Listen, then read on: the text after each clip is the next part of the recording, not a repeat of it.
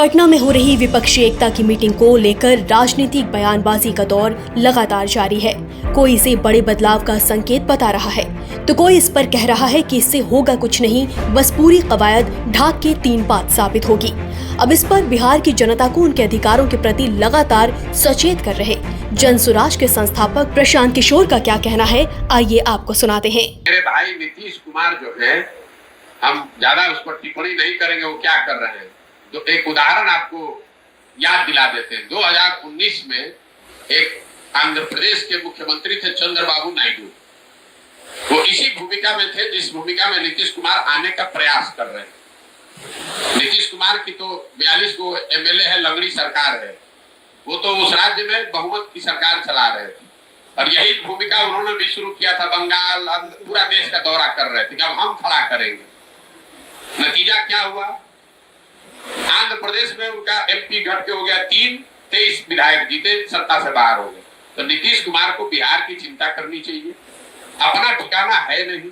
मैंने आपको वही कहा, जिस पार्टी का 0 एमपी है वो देश का प्रधानमंत्री तय कर रहा है।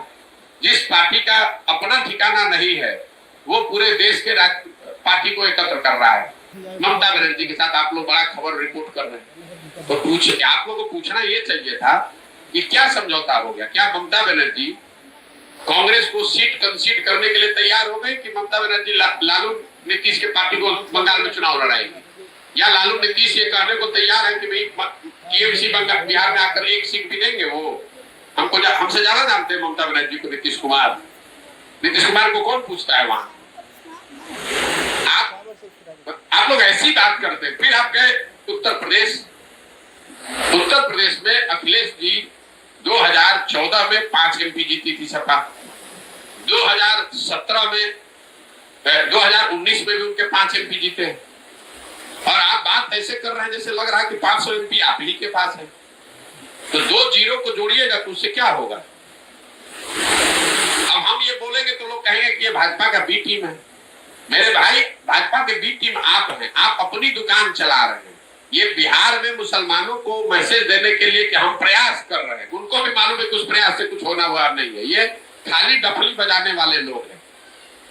ये बैठ के जाकर वहां चाय पीना, प्रेस कॉन्फ्रेंस कर देना, अगर इससे विपक्ष मजबूत हो जाता तो आज से 20 वर्ष पहले विपक्ष मजबूत हो गया होता। ये लोग अपने घर से निकल के 5 किलोमीटर चल नहीं सकते हैं, कोई दौरा नहीं कर सकते हैं, कोई काम नहीं कर सकते। क्या राजनीति करेंगे? तो सत्ता की राजनीति करते हैं नीतीश कुमार। मुख्यमंत्री पद से आप छोड़ दे तो 5 को वर्कर उनके साथ नहीं मिलेगा आपको। हम नहीं उनके साथ रहे, हम नहीं जानते उनकी पार्टी के इतना दम है। नीतीश कुमार की हालत है अंधों में काना राजा की, कि नीतीश कुमार के चेहरे पर और तीर छाप के बटन पर, उस पर तो कोई चुनाव जीतने वाला नहीं। वो तो दल बचेगा ही नहीं। इसलिए नहीं बचेगा कि नीतीश कुमार ने स्वयं ही मान लिया कि भाई हमारे चेहरे पे तो अब एक वोट मिलने वाला है नहीं। जदयू के बैनर के तहत राजनीति करने वाले लोग वो समझ रहे हैं कि धीरे धीरे ये नाव डूब रही है। जदयू का कोई भविष्य नहीं है। या बड़ी संख्या में वर्कर, नेता जो नीचे जदयू से पिछले 10 साल, 20 साल, 25 साल में जुड़े रहे हैं, हम लोग जब पदयात्रा कर रहे हैं तो उस समय भी बहुत लोग मिलते हैं और हर व्यक्ति को इस बात का एहसास है कि कहीं ना कहीं जब नीतीश कुमार के चेहरे पर वोट नहीं पड़ेगा, जदयू का कोई संगठन नीचे है नहीं, तो आखिर उनकी राजनीति आगे चलेगी कैसे?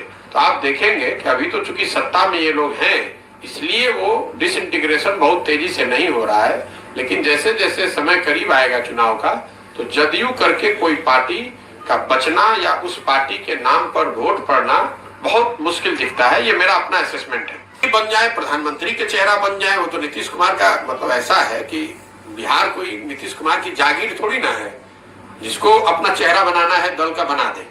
लेकिन बिहार की जनता तो ये भी देखेगी ना कि आप नेता होने के नाते, सामाजिक कार्यकर्ता होने के नाते, राजनेता होने के नाते, मंत्री होने के नाते आपने काम क्या किया। लेकिन मोटे तौर पर मैं यही उस पर टिप्पणी करूंगा कि नीतीश जी को 2025 तक का इंतजार नहीं करना चाहिए। तेजस्वी को अभी मुख्यमंत्री बना देना चाहिए ताकि लोग ये देख पाएं कि तेजस्वी यादव में कितनी काबिलियत है और कितना बढ़िया वो बिहार को चलाते हैं, कैसे बिहार की व्यवस्था को सुधारते हैं। और उसके आधार पर 25 में उस पर मत पड़ेगा तो शायद नीतीश कुमार के लिए और महागठबंधन के लिए भी बेहतर होगा। एक बात तो तय है, वो नीतीश जी ने अपने बयान में भी स्वीकार कर लिया, तो जिस चेहरे पर वो चुनाव लड़ना चाहते हैं उस चेहरे को और आगे उनको देना चाहिए, उनको जिम्मेवारी देनी चाहिए ताकि वो